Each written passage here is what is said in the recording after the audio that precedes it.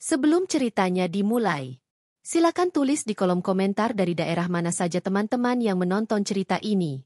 Dan jangan lupa like dan subscribe, agar channel Our Story bisa terus berkembang dan mempersembahkan cerita yang terbaik. Suara kokok ayam masih menggema di kejauhan saat Meisa membuka mata pagi itu. Sinar matahari menembus tirai tipis kamarnya yang luas, terlalu luas untuk seorang wanita yang dulunya tinggal di rumah kecil dengan 2 kamar sempit. Udara di kamar ini harum, bercampur aroma bunga lili yang ditempatkan di vas kristal di meja rias. Semua terasa mewah, tapi di sudut hati Meisa, ada rasa asing yang sulit ia jelaskan. Sejak menikah dengan Arga setahun lalu, hidup Meisa berubah 180 derajat. Dari seorang perempuan sederhana yang tumbuh di keluarga pas-pasan, kini ia tinggal di rumah megah keluarga suaminya. Sebuah bangunan 3 lantai bergaya Eropa dengan halaman luas, air mancur, dan gerbang besi yang dijaga satpam 24 jam. Meisa berjalan pelan menuju balkon, menatap taman belakang yang tertata rapi.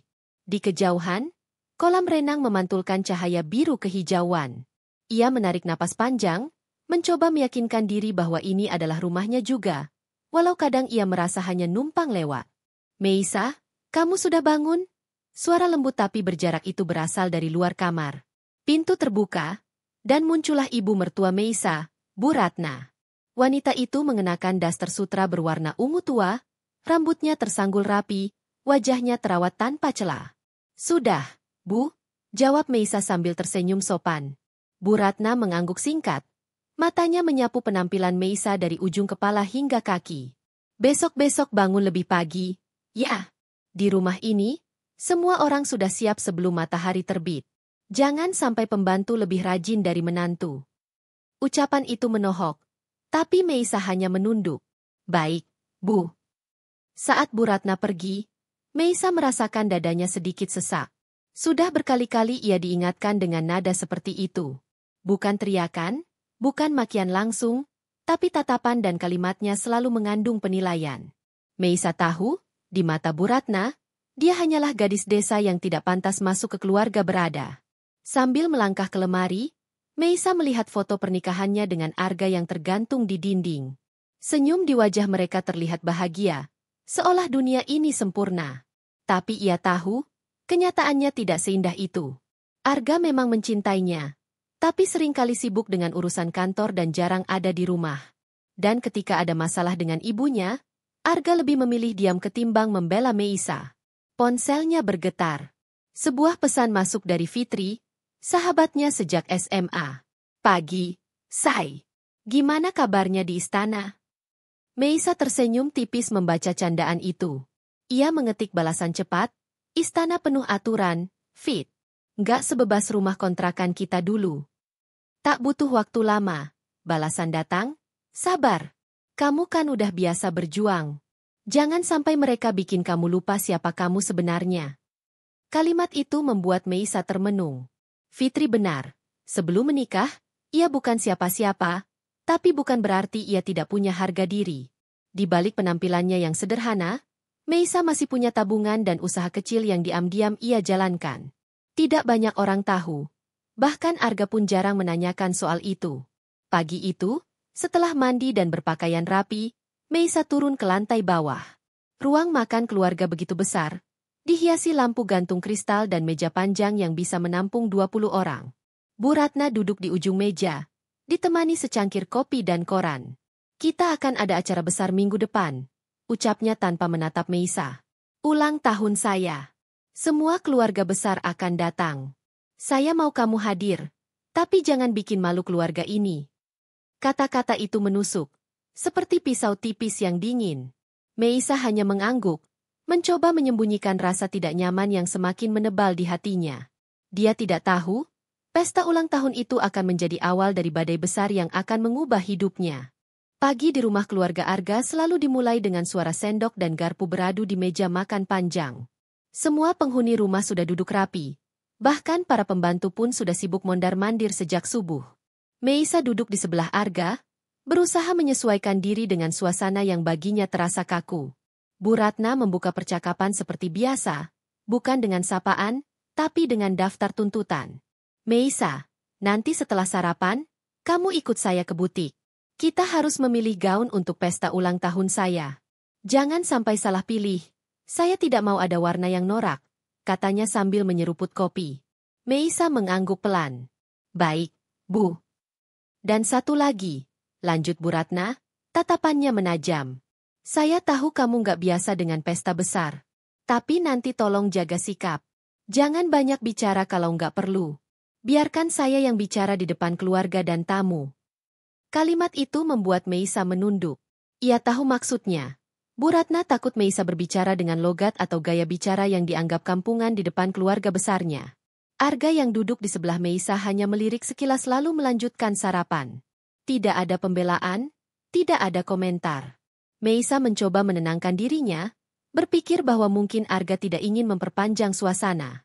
Usai sarapan, Meisa mengikuti Bu Ratna ke butik langganannya. Begitu masuk, aroma parfum mahal menyambut mereka. Rak-rak penuh gaun dengan harga yang mungkin setara gaji orang selama setahun. Meisa merasa canggung ketika pramuniaga langsung mengarahkan mereka ke koleksi gaun pesta terbaru. Coba yang ini, kata Bu Ratna sambil menyerahkan gaun berwarna merah marun dengan belahan tinggi di paha. Meisa menatapnya ragu. Bu, ini sepertinya terlalu terbuka. Tidak usah banyak alasan. Kalau mau cocok sama Arga, kamu harus belajar menyesuaikan diri dengan lingkungannya. Potong Bu Ratna dengan nada tegas. Meisa mencoba gaun itu, berdiri di depan cermin besar. Ia melihat dirinya sendiri. Cantik, tapi tidak nyaman. Dadanya terasa sesak. Ini bukan aku, pikirnya. Setelah 2 jam mencoba berbagai gaun, Bu Ratna akhirnya memilihkan satu gaun biru tua dengan payet berkilau. Harganya cukup untuk membeli satu motor baru. Tapi Meisa diam saja ketika Bu Ratna menyuruh pramuniaga menulis nota tagihan. Yang Bu Ratna tidak tahu, semua pembayaran hari itu akan jatuh ke rekening pribadi Meisa, sebuah fakta yang sengaja disembunyikan. Malamnya, Meisa duduk di kamarnya sambil memandangi buku catatan keuangannya. Angka-angka di dalamnya semakin berkurang sejak ia mulai sering menanggung pengeluaran keluarga mertua. Ia teringat pesan Fitri siang tadi. Jangan sampai kamu habis-habisan buat orang yang gak menghargai kamu. Meisa menarik napas panjang. Di satu sisi, ia ingin menjaga hubungan baik demi Arga. Di sisi lain, hatinya mulai lelah menghadapi tuntutan yang tak pernah berhenti. Dan di balik semua ini, ia mulai merasakan firasat buruk, bahwa pesta ulang tahun Bu Ratna nanti akan menjadi titik balik yang tidak bisa ia hindari. Malam itu, Meisa duduk di teras kamarnya sendirian. Lampu taman menyala temaram, suara air mancur di halaman depan terdengar menenangkan, tapi pikirannya justru berisik. Pesta ulang tahun Bu Ratna tinggal beberapa hari lagi, dan setiap detik, rasa tertekan di dadanya semakin kuat. Ia menatap ke langit, mencoba menenangkan diri. Namun, pikirannya malah kembali ke masa lalu, ke kehidupannya sebelum mengenal Arga. Dulu, Meisa hanyalah anak kampung yang tumbuh di sebuah desa kecil di pinggiran kota.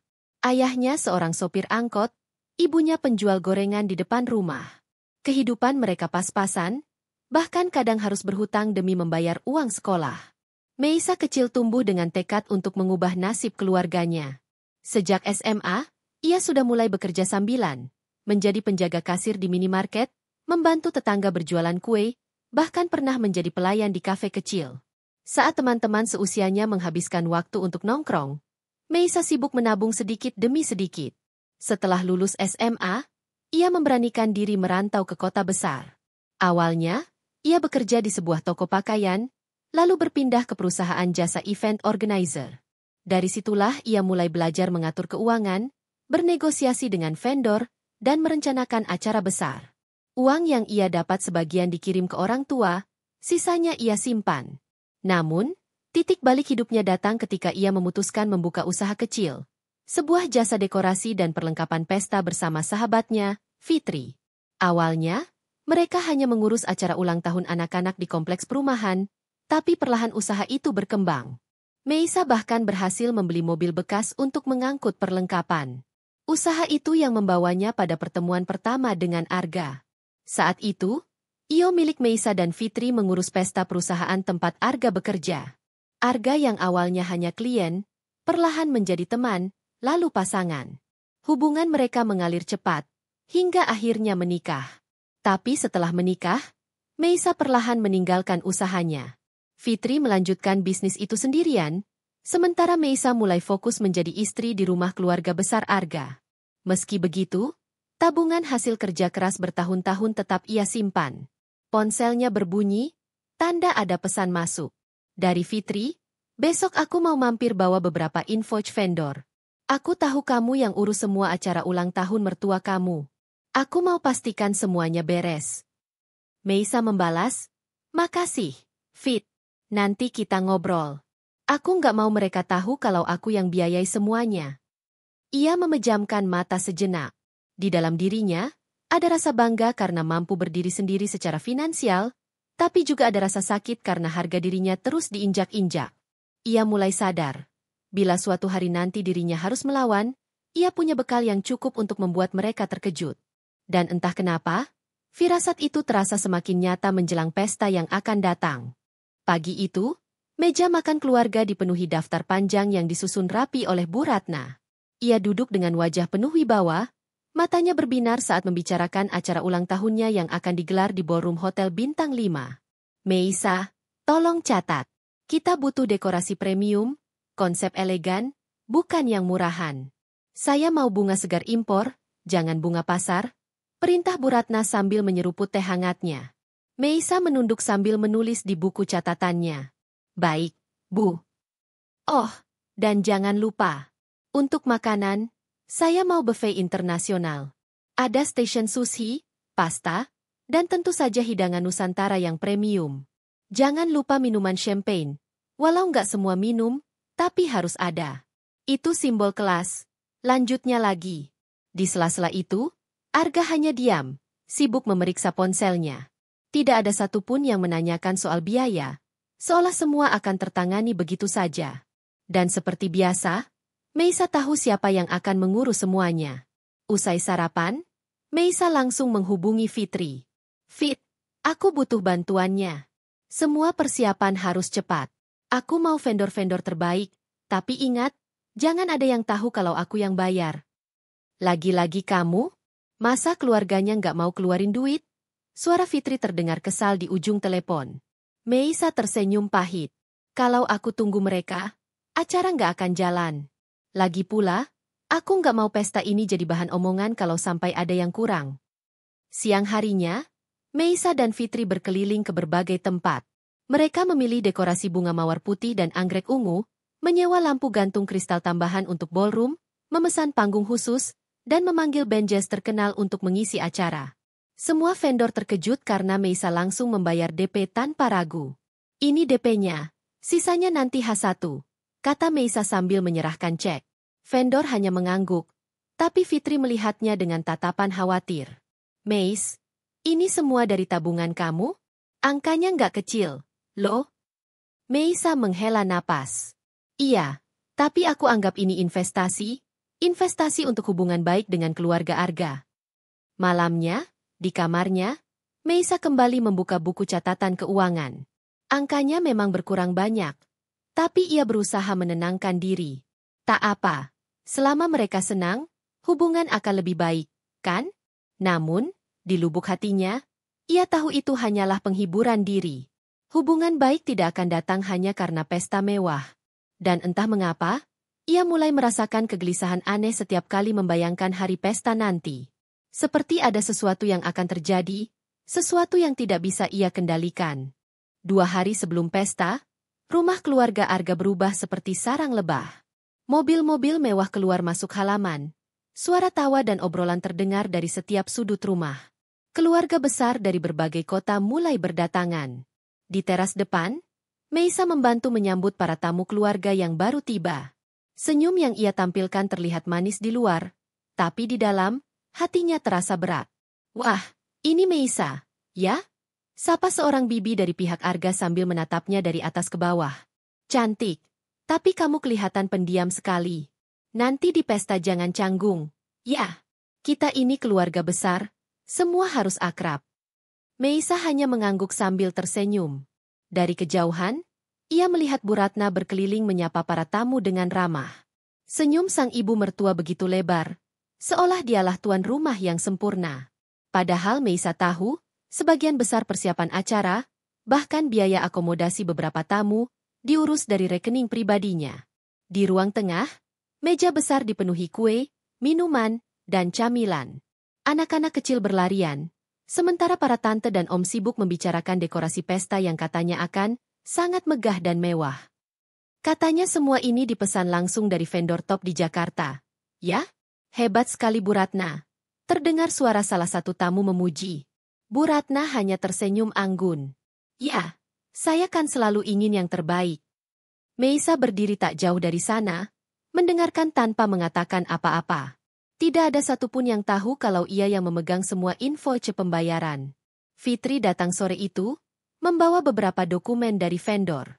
Ia masuk ke kamar Meisa sambil menutup pintu rapat-rapat. Meis, semua persiapan udah oke. Tinggal final payment H1. Tapi aku masih nggak habis pikir. Kamu sanggup aja nutupin semua biaya ini sendirian. Meisa duduk di tepi ranjang, melepas sepatu pelan-pelan. Aku cuma nggak mau ada yang bilang pesta ini gagal gara-gara aku. Meskipun, aku nggak yakin mereka akan pernah menghargai aku. Fitri menatapnya serius. Ya, kalau mereka nggak tahu kamu yang bayarin, mana mungkin mereka menghargai? Yang ada, mereka akan menganggap semua ini dari kantong mereka sendiri. Ucapan itu membuat Meisa terdiam lama. Ada rasa sesak di dadanya, tapi juga ada rasa ingin membuktikan sesuatu. Malam harinya, makan malam keluarga diadakan lebih awal. Semua orang berkumpul di ruang makan besar. Percakapan mengalir, tapi Meisa lebih banyak diam. Arga, seperti biasa, sibuk mengobrol dengan sepupunya. Sesekali melirik Meisa tanpa benar-benar memperhatikannya. Saat Bu Ratna mengangkat gelas dan berkata, 2 hari lagi, kita akan mengadakan pesta terbaik yang pernah ada. Tepuk tangan pun menggema di seluruh ruangan. Meisa tersenyum tipis. Dalam hatinya, ia bergumam, semoga saja semua berjalan lancar. Kalau tidak, aku nggak tahu apa yang akan terjadi. Dan tanpa ia sadari, detik-detik menuju insiden yang akan mengubah segalanya baru saja dimulai. Pagi sebelum H1 pesta, Meisa sudah dibangunkan oleh ketukan keras di pintu kamarnya. Meisa, cepat bangun, kita harus fitting baju terakhir dan coba make up. Suara Bu Ratna terdengar tegas dari luar. Meisa menghela napas dalam. Ia belum benar-benar bangun, tapi tuntutan sudah datang sejak subuh. Ya, Bu, sebentar. Di ruang tengah, meja penuh dengan katalog riasan dan gaya rambut. 2 make up artis profesional sudah siap dengan koper besar berisi peralatan mereka. Bu Ratna duduk di kursi tengah, memeriksa daftar rundown acara sambil sesekali meneguk kopi. Kamu akan duduk di meja utama, jadi penampilanmu harus sempurna. Gaun biru itu harus pas di badan, jangan sampai longgar atau kebesaran. Saya juga mau kamu pakai perhiasan ini, kata Bu Ratna sambil membuka kotak perhiasan besar berisi kalung berlian yang memantulkan cahaya. Meisa menatap perhiasan itu ragu. Indah sekali, Bu, tapi sepertinya terlalu mencolok untuk saya. Justru itu, kamu istri Arga, harus kelihatan berkelas. Jangan sampai ada yang mengira kamu nggak sepadan dengan dia, ujar Bu Ratna cepat, tanpa memberi ruang untuk membantah. Selama 2 jam berikutnya, Meisa duduk di kursi rias, membiarkan para make-up artis memoles wajahnya. Di luar, Fitri mengirim pesan lewat ponsel. Vendor sudah siap. Semua tagihan akan dibayar besok pagi. Kamu yakin nggak mau kasih tahu Arga? Meisa membalas singkat, tidak, ini urusan aku. Setelah riasan selesai, Bu Ratna berdiri di belakang Meisa, memandang cermin besar di hadapan mereka. Lumayan. Tapi kamu harus latihan senyum. Senyum kamu kaku. Ingat, tamu kita banyak orang penting. Jangan bikin saya malu. Meisa hanya mengangguk pelan. Setiap kata, malu, dari Bu Ratna terasa seperti pisau kecil yang menggores harga dirinya. Siang harinya, tekanan makin bertambah. Panitia acara dari hotel datang untuk koordinasi terakhir, dan Meisa diminta ikut. Tapi di depan semua orang, Bu Ratna selalu mengambil kredit seolah semua ini idenya. Ya, bunga-bunga itu saya yang pilih. Warna biru di panggung juga sesuai keinginan saya, katanya sambil tersenyum anggun. Padahal Meisa tahu dirinya yang memutuskan detail itu, bahkan yang membayar. Sepulang dari hotel, Meisa merasa lelah, bukan hanya fisik, tapi mental. Di kamarnya, ia memandang gaun biru yang tergantung rapi. Indah, mahal, tapi seperti simbol dari semua tekanan yang ia rasakan. Dalam hati, ia berbisik, besok, apapun yang terjadi, aku harus siap. Kalau mereka melewati batas, aku tidak akan diam lagi. Sehari sebelum pesta, rumah keluarga Arga benar-benar seperti arena persiapan perang. Pagi-pagi, suara ketukan palu dari pekerja dekorasi terdengar dari halaman belakang, sementara aroma bunga segar memenuhi udara. Meja makan berubah menjadi pusat komando, penuh dengan laptop, daftar tamu, dan tumpukan kotak undangan cadangan. Meisa sudah terlibat sejak subuh, memastikan semua vendor tiba tepat waktu. Fitri ikut hadir, memegang clipboard berisi jadwal. Sound system oke. Lighting sudah tes. Band akan datang nanti sore untuk latihan, lapor Fitri. Bagus, jawab Meisa, sambil mencatat beberapa poin yang harus dikoreksi. Di tengah kesibukan, Bu Ratna muncul dengan gaun rumahnya yang elegan. Meisa, besok pagi semua keluarga akan foto bersama sebelum tamu datang.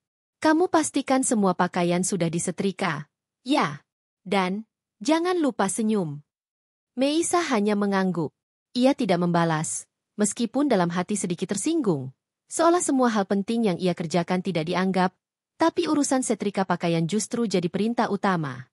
Siang harinya, ballroom hotel mulai terlihat seperti istana kecil. Bunga mawar putih dan anggrek ungu yang dipesan Meisa dipasang di setiap sudut. Meja tamu diselimuti taplak satin. Lampu gantung kristal berkilau memantulkan cahaya hangat. Bahkan sang manajer hotel berkomentar, ini akan jadi salah satu pesta paling mewah tahun ini. Bu Ratna tersenyum bangga. Ya, memang saya mau begitu, jawabnya, lagi-lagi tanpa menyebut Meisa sama sekali. Fitri, yang berdiri di samping Meisa, berbisik pelan. Sumpah, Meis, kalau aku di posisi kamu, aku udah nggak tahan. Meisa menatap ruangan itu dalam diam. Aku masih bisa tahan. Untuk sekarang. Menjelang malam, semua pembayaran final dilunasi. Meisa menandatangani cek terakhir. Jumlahnya membuat perutnya terasa mulas. Fitri menatapnya lekat-lekat. Kamu sadar nggak, Meis, kalau besok terjadi sesuatu, semua ini bisa jadi bumerang buat mereka. Meisa hanya tersenyum samar.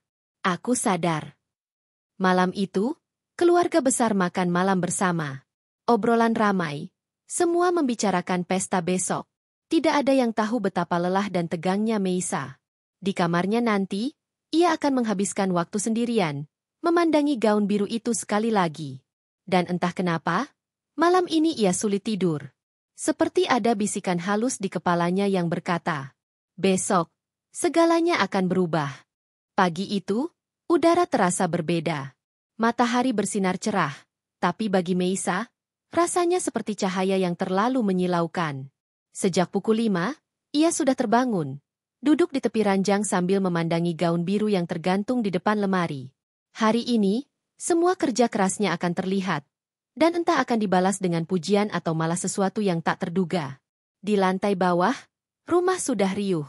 Suara tawa, arahan, dan langkah-langkah cepat memenuhi udara. Para pegawai hotel keluar masuk membawa perlengkapan tambahan, sementara tim catering mulai memanaskan hidangan. Aroma masakan mewah menguar, bercampur dengan wangi bunga segar yang memenuhi lorong. Fitri tiba lebih awal, membawa beberapa berkas penting. Meis, semua vendor udah standby di lokasi. Soundcheck jam 11, band udah siap. Kamu nggak usah pikirin teknis lagi, fokus ke penampilan kamu. Meisa mengangguk, tapi hatinya masih belum tenang. Terima kasih, Fit, kalau nggak ada kamu, aku nggak tahu bisa ngurus ini sendirian atau nggak. Sekitar pukul 9, sesi foto keluarga dimulai di ruang tengah rumah. Semua anggota keluarga mengenakan pakaian formal, tersenyum lebar di depan kamera. Meisa duduk di kursi samping Arga, mengenakan gaun biru yang dipadukan dengan kalung berlian dari Bu Ratna. Namun, di sela senyuman itu, ia merasa seperti orang asing di tengah-tengah keluarga sendiri. Selesai sesi foto, rombongan keluarga menuju hotel. Ballroom megah itu kini sudah sempurna. Panggung dengan tirai beludru biru, meja-meja bundar dihiasi lilin aromaterapi, dan bunga-bunga yang tampak seperti baru saja dipetik dari taman istana. Saat melihatnya, beberapa tamu mulai berdatangan dan berdecak kagum. "Wah, luar biasa, Bu Ratna," kata salah satu kerabat. Bu Ratna tersenyum puas. "Ya, saya memang ingin semua orang merasa istimewa hari ini." Meisa berdiri di dekat pintu masuk, menyambut tamu dengan sopan. Namun, setiap pujian yang mengarah ke Bu Ratna tanpa menyebut namanya, menusuk hatinya sedikit demi sedikit. Menjelang siang, acara pembukaan dimulai. Musik jazz mengalun lembut. Para tamu menikmati hidangan pembuka, dan suasana tampak sempurna di mata semua orang. Tapi di dalam hati Meisa, ada getaran aneh. Seperti perasaan bahwa kesempurnaan ini rapuh, dan tinggal menunggu waktu untuk pecah. Fitri mendekat, berbisik pelan di telinganya. "Tetap tenang, Meis. Apapun yang terjadi nanti, ingat, kamu yang pegang kendali sebenarnya." Meisa menatap sahabatnya itu, lalu mengangguk. "Aku tahu, Fit. Aku tahu." Di kejauhan, ia melihat Bu Ratna mulai berjalan ke arahnya dengan ekspresi yang sulit dibaca. Detik-detik menuju sesuatu yang tak terelakkan sudah semakin dekat. Acara berlangsung dengan gemerlap. Musik dari band pengiring mengalun lembut, tamu-tamu berdandan rapi, dan pelayan berlalu lalang membawa nampan berisi minuman berkilau dalam gelas kristal. Dari luar, pesta ini terlihat sempurna, persis seperti yang diimpikan Bu Ratna. Meisa duduk di meja utama bersama Arga, Bu Ratna, dan beberapa anggota keluarga terdekat. Sesekali ia ikut tersenyum, tapi matanya terus mengamati setiap detail. Semua sesuai rencana. Semua seperti yang ia bayarkan. Di tengah percakapan, Bu Ratna berdiri untuk menyapa beberapa tamu penting yang baru datang. Ia berjalan anggun, namun tatapannya sempat melirik Meisa, seperti mengingatkan agar tetap berperan sebagai istri yang pantas dipamerkan. Tak lama kemudian, seorang pelayan menghampiri meja mereka, menawarkan minuman. Gelas-gelas anggur dan jus sparkling berkilau di bawah cahaya lampu kristal. "Silakan, Bu," kata pelayan itu sambil memberikan segelas jus ke Bu Ratna. Meisa ikut mengambil segelas minuman, berusaha berhati-hati. Namun di saat yang sama, salah satu tamu dari ujung meja memanggilnya untuk melihat dekorasi bunga yang katanya sangat cantik. Meisa berdiri sambil memegang gelas. Langkahnya hati-hati, tapi ballroom yang padat membuat pergerakannya sulit. Ketika ia hampir sampai di sisi meja, seseorang yang lewat tersenggol pundaknya, cukup keras untuk membuat minuman dalam gelasnya goyah. Dalam sepersekian detik, waktu seakan melambat. Cairan berwarna keemasan itu tumpah, bukan ke lantai, tapi tepat ke gaun sutra mahal yang dikenakan Bu Ratna. Suara musik seolah mengecil di telinga Meisa. Ia terpaku di tempat. Sementara Bu Ratna menatap noda di gaunnya dengan ekspresi kaget bercampur murka. Tamu-tamu terdekat mulai terdiam, mata mereka bergantian memandang Bu Ratna dan Meisa. Fitri, yang berada tak jauh, menutup mulutnya, tahu betul ini adalah momen yang bisa mengubah segalanya. Di wajah Bu Ratna, senyum yang tadi ia pasang lenyap sepenuhnya, digantikan oleh tatapan dingin yang menusuk. Meisa mencoba bicara, "Bu, saya tidak sengaja." Tapi kata-katanya terpotong oleh suara yang tegas dan menusuk. Semua mata tertuju pada Bu Ratna. Ballroom yang tadinya riuh dengan obrolan kini sepi seperti perpustakaan. Musik yang mengalun pun terdengar samar, seakan pemain band ikut menahan napas. Bu Ratna menatap Meisa dari ujung rambut sampai ujung kaki, lalu menunduk ke gaun sutranya yang kini ternodai. Warnanya tak lagi sempurna. Noda keemasan itu begitu mencolok di tengah kain lembut yang mahal. "Meisa." Suaranya pelan, tapi penuh tekanan, seperti ombak besar yang akan pecah kapan saja. Meisa menggenggam gelasnya erat-erat. Suaranya gemetar. "Bu, saya sungguh tidak sengaja. Saya..." Tiba-tiba, nada suara Bu Ratna melonjak, menusuk ke setiap sudut ruangan. "Dasar pembantu bodoh. Keluar sana." Seperti pukulan keras, kata-kata itu menghantam telinga Meisa. Tamu-tamu terdekat ternganga, beberapa bahkan menatap satu sama lain tak percaya. Fitri menutup mulutnya dengan tangan, menahan diri untuk tidak bersuara. Meisa membeku. Kata, "Pembantu," itu seperti merobek harga dirinya di depan puluhan pasang mata. Ia bisa merasakan panas di wajahnya, bukan hanya karena malu, tapi juga karena amarah yang mulai tumbuh. Arga mencoba meredakan, "Bu, jangan di depan tamu." Tapi Bu Ratna mengibaskan tangannya, tak peduli. Saya tidak peduli. Lihat apa yang dia lakukan. Di hari penting seperti ini, dia bahkan tidak bisa menjaga sikap. Malu saya punya menantu seperti ini. Bisik-bisik mulai terdengar di antara tamu. Sebagian memalingkan wajah, pura-pura tidak mendengar, tapi jelas rasa canggung sudah menyebar. Meisa menunduk, lalu meletakkan gelasnya perlahan di meja. Tidak ada air mata yang jatuh. Hanya tatapan dingin yang ia sembunyikan di balik wajahnya yang tenang. Tanpa berkata apa-apa, ia berbalik dan berjalan keluar ballroom. Setiap langkahnya seperti meninggalkan bekas. Setiap langkahnya membuat suara tawa di belakang terasa semakin palsu. Di luar pintu, Fitri menyusul, memanggil pelan. Meis. Namun Meisa mengangkat tangannya, memberi isyarat untuk tidak bicara dulu. Dalam dadanya, satu kalimat berulang-ulang menggema. Mereka pikir aku tak berdaya. Mereka lupa semua ini aku yang bayar. Lorong hotel yang sepi terasa seperti dunia lain dibanding hiruk-pikuk ballroom di belakangnya. Meisa berjalan cepat, tumit sepatunya memukul lantai marmer, menghasilkan suara tok, tok, tok yang terdengar jelas di telinganya sendiri. Ia tidak tahu harus kemana. Tapi yang jelas ia tak ingin berada di dalam ruangan itu lagi. Pintu ballroom kini menjadi batas antara dirinya yang selama ini diam dan menahan, dengan dirinya yang sebentar lagi akan melepaskan segalanya. Di ujung lorong, Meisa menemukan ruang tunggu kecil untuk tamu VIP. Sofa empuk berwarna krem, meja kaca, dan pencahayaan hangat menciptakan suasana yang kontras dengan hatinya yang bergejolak. Ia duduk, menundukkan kepala, dan menarik napas panjang. Pintu terbuka.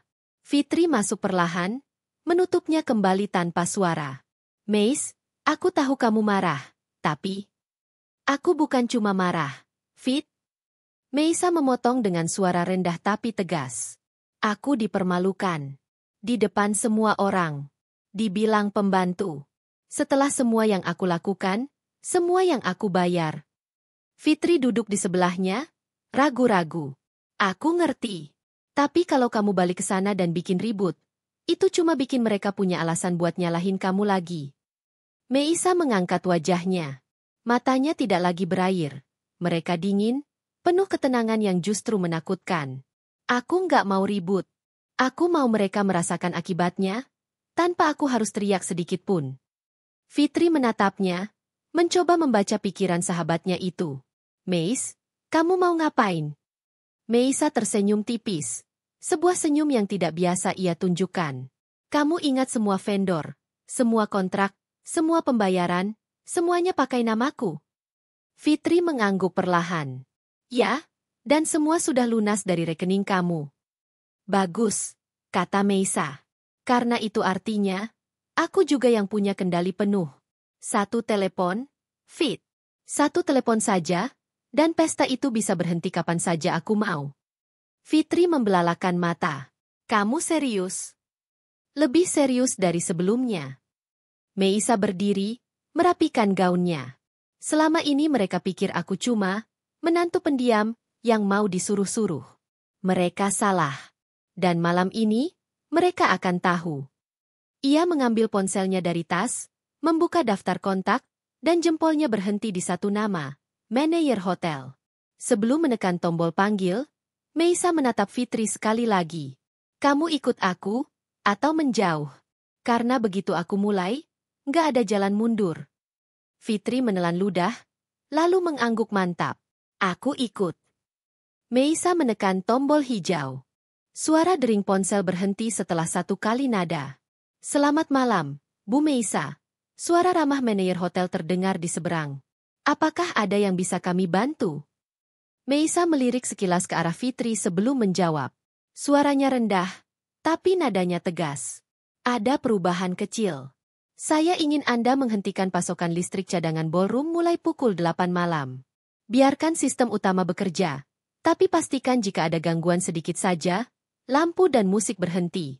Dan, tolong informasikan kepada tim catering untuk menahan main course sampai saya beri perintah. Manajer hotel sempat ragu. Baik, Bu, apakah ini bagian dari kejutan acara? Meisa tersenyum tipis. Bisa dibilang begitu. Dan ingat, semua tagihan sudah atas nama saya. Jadi, lakukan saja. Setelah menutup telepon, ia menarik napas panjang.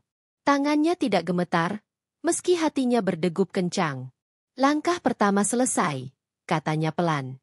Fitri, yang sejak tadi hanya mengamati, akhirnya bertanya, Meis, kamu mau bikin pesta itu? Mati lampu. Bukan cuma itu, jawab Meisa. Aku mau bikin semua orang tahu. Pesta ini tidak akan berjalan tanpa aku. Mereka akan mengingat malam ini bukan karena mewahnya, tapi karena bagaimana semua berantakan. Mereka berdua berjalan keluar dari ruang tunggu, tapi tidak kembali ke ballroom. Meisa menuju koridor belakang yang jarang dilalui tamu, jalur yang biasanya digunakan staf hotel. Di sana, ia bertemu dengan kepala tim dekorasi yang sedang mengecek bunga. Pak Dimas, tolong singkirkan rangkaian bunga meja utama setelah main course. Simpan di luar. Saya mau ada pergantian konsep mendadak. Pak Dimas bingung. Tapi Bu Ratna tidak tahu soal ini, potong Meisa. Dan tidak perlu tahu. Ini instruksi langsung dari pihak yang membayar semua ini. Mengerti? Pak Dimas akhirnya mengangguk, meski raut wajahnya masih heran. Di sisi lain ballroom, Meisa sempat melihat Bu Ratna tersenyum lebar, berbincang dengan tamu penting. Senyum itu membuat amarahnya semakin membara. Fitri berbisik, kamu yakin mau melakukannya? Nanti mereka bisa nyalahin kamu habis-habisan. Meisa menatap lurus ke arah pintu ballroom. Fit, aku sudah dipermalukan di depan semua orang. Tidak ada yang lebih buruk dari itu. Sekarang giliran mereka yang merasakan. Jarum jam mendekati pukul 8. Meisa memeriksa ponselnya, lalu mengetik pesan singkat ke manajer hotel. Siap. Tunggu aba-aba. Di dalam, tamu-tamu mulai menikmati hidangan pembuka, musik semakin riuh, dan suasana tampak sempurna. Mereka tidak tahu, badai sedang merayap perlahan di balik tirai.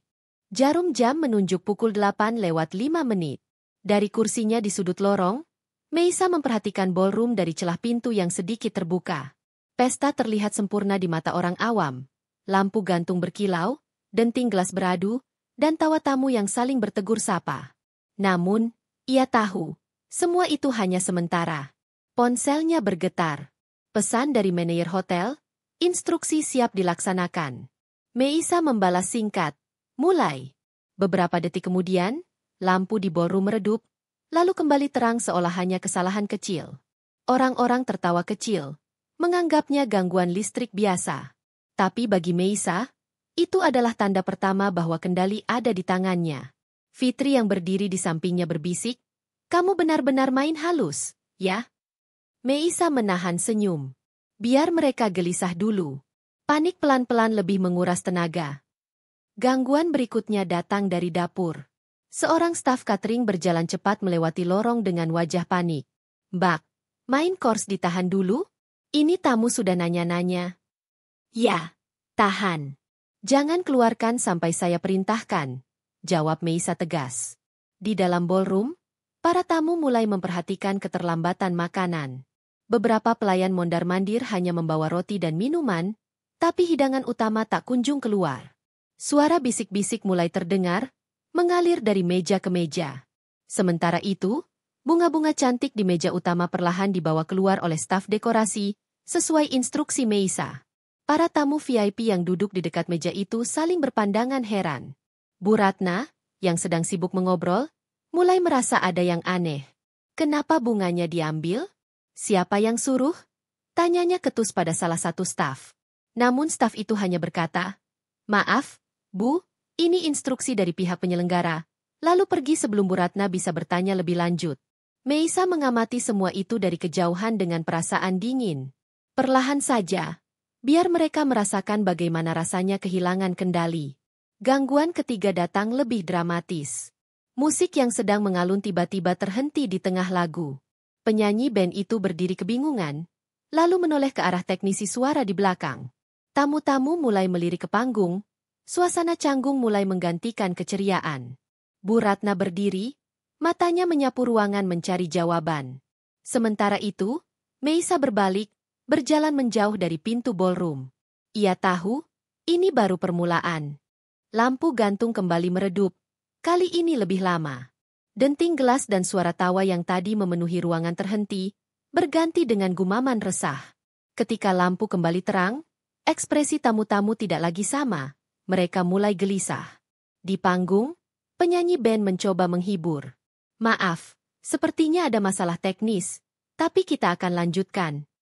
Namun sebelum ia sempat bernyanyi lagi, mikrofon mengeluarkan suara berdecit tajam yang membuat beberapa tamu menutup telinga. Di sisi lain, para pelayan mulai berdebat pelan di dekat pintu dapur. Hidangan utama masih belum keluar, dan beberapa tamu VIP mulai memanggil mereka dengan nada kesal. Ini ulang tahun atau latihan puasa? Sindir salah satu tamu yang duduk dekat meja depan, disambut tawa sinis orang di sebelahnya.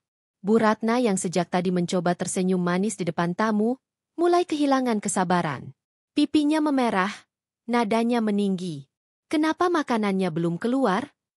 Mana penanggung jawab acara ini? Serunya, cukup keras untuk membuat beberapa kepala menoleh. Di tengah kekacauan itu, bunga meja utama yang biasanya menjadi pusat perhatian sudah tidak ada. Meja terlihat kosong, hanya menyisakan taplak putih. Tamu-tamu yang baru sadar saling bertanya. Loh, bunganya kemana? Kok diambil? Meisa, yang berdiri di koridor belakang bersama Fitri, mendengar suara-suara itu dari jauh. Fitri meliriknya. Meis, ini udah mulai chaos. Meisa mengangguk pelan. Bagus. Waktunya pukulan terakhir sebelum semuanya runtuh.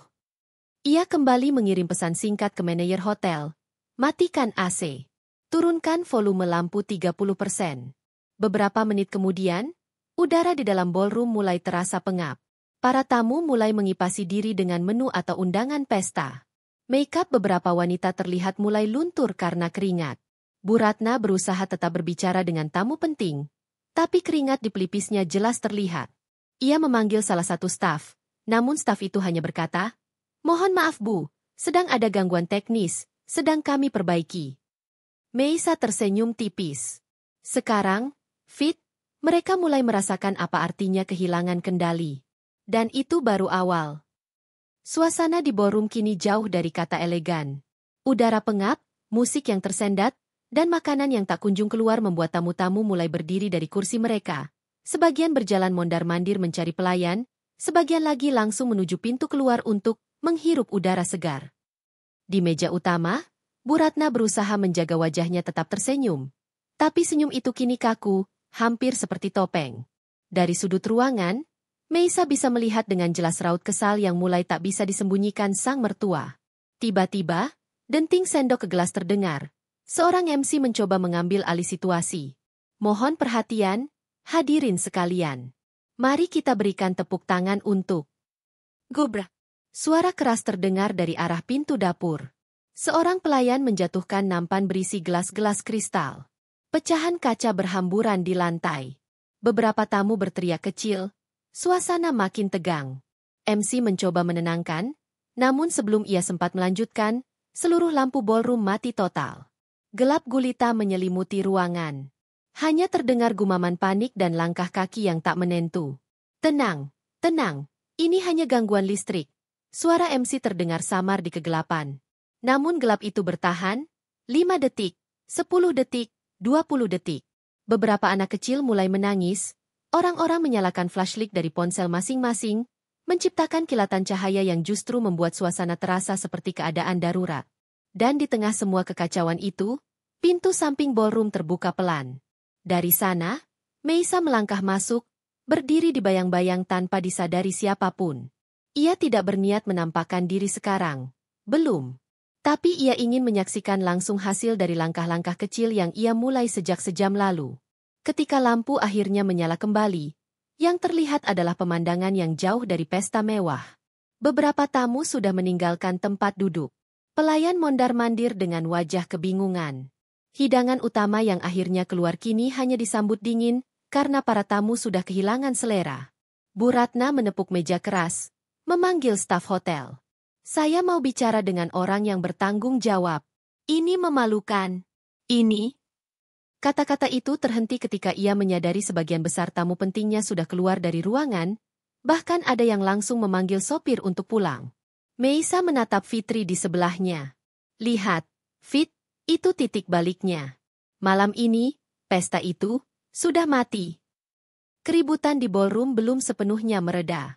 Meskipun lampu sudah kembali menyala, suasana pesta tak lagi bisa diselamatkan. Tawa dan musik yang tadi memenuhi ruangan telah berganti menjadi bisik-bisik dan tatapan curiga. Di meja samping, sekelompok tamu mulai berbisik lebih keras. "Kamu tahu nggak, katanya pesta ini, semuanya dibayar sama menantunya Bu Ratna." "Menantu? Maksudnya siapa? Fitri?" "Bukan, dengar-dengar namanya Meisa. Istrinya Arga." Nama itu mulai beredar dari meja ke meja. Ada yang melirik ke arah Bu Ratna, ada pula yang mencari-cari sosok Meisa di ruangan. Sebagian terlihat kaget, sebagian lain tersenyum sinis seakan mengerti mengapa acara ini bisa berantakan. Sementara itu, Bu Ratna sedang berada di tengah kepungan tamu yang mempertanyakan kejadian malam itu. "Bu, maaf, tapi bukankah seharusnya Anda tahu detail acara ini?" tanya salah satu tamu dengan nada tak sabar. "Ya, ini kan pesta ulang tahun Anda," sambung yang lain. Wajah Bu Ratna mengeras. Ia tidak terbiasa ditanyai seperti itu, apalagi di depan umum. "Semua ini tanggung jawab pihak hotel," jawabnya cepat. "Bukan urusan saya." Namun sebuah suara dari arah belakang menyahut pelan, tapi cukup jelas untuk didengar banyak orang. "Lucu ya, bilang bukan urusan sendiri, padahal yang bayar semua acara ini bukan pihak hotel, tapi saya."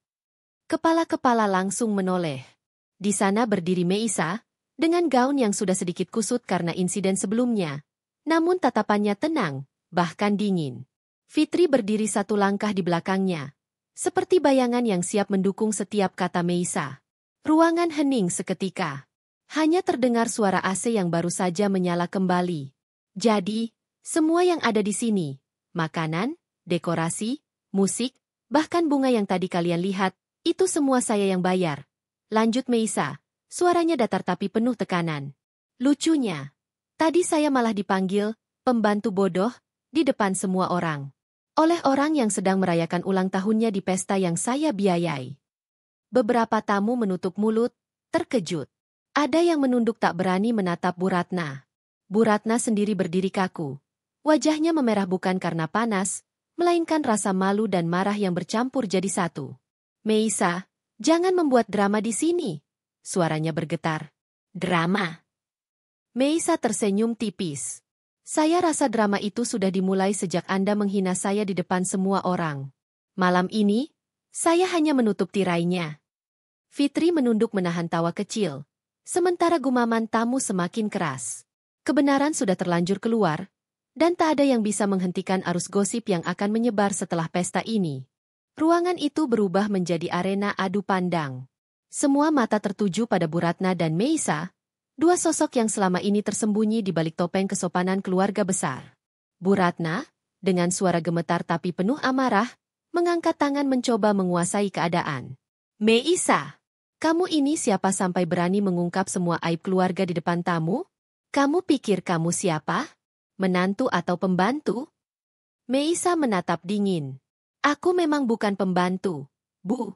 Aku adalah orang yang selama ini membiayai pesta ini, dan juga segala kemewahan yang selama ini kalian nikmati tanpa aku diberi kredit."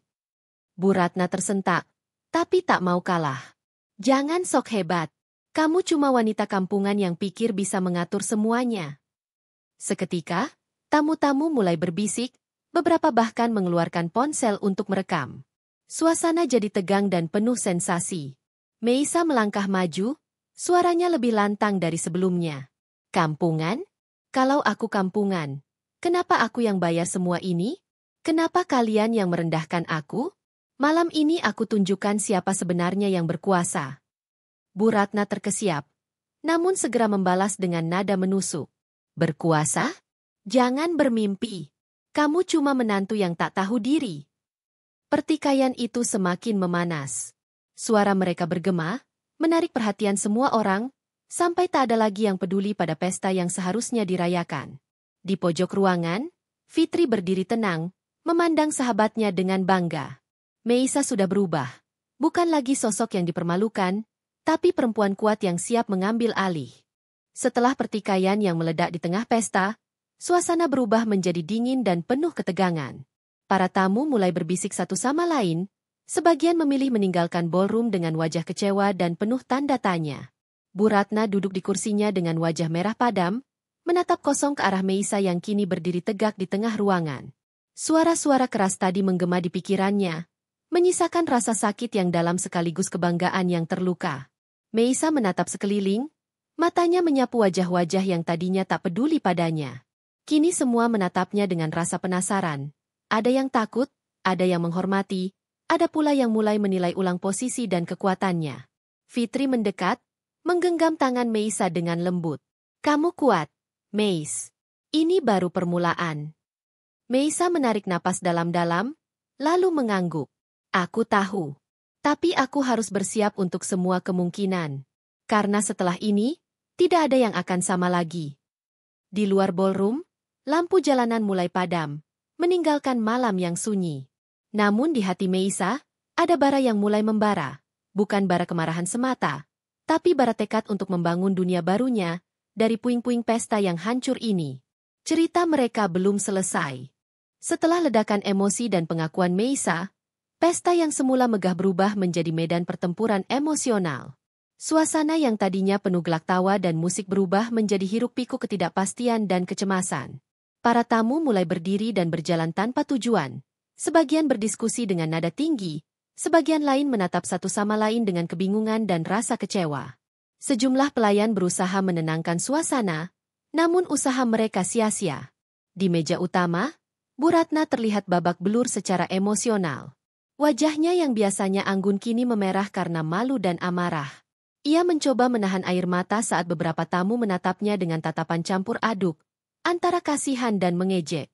Di sisi lain, Meisa berdiri di sudut ruangan, memandang pesta yang ia biayai kini berubah menjadi kekacauan yang tak terduga.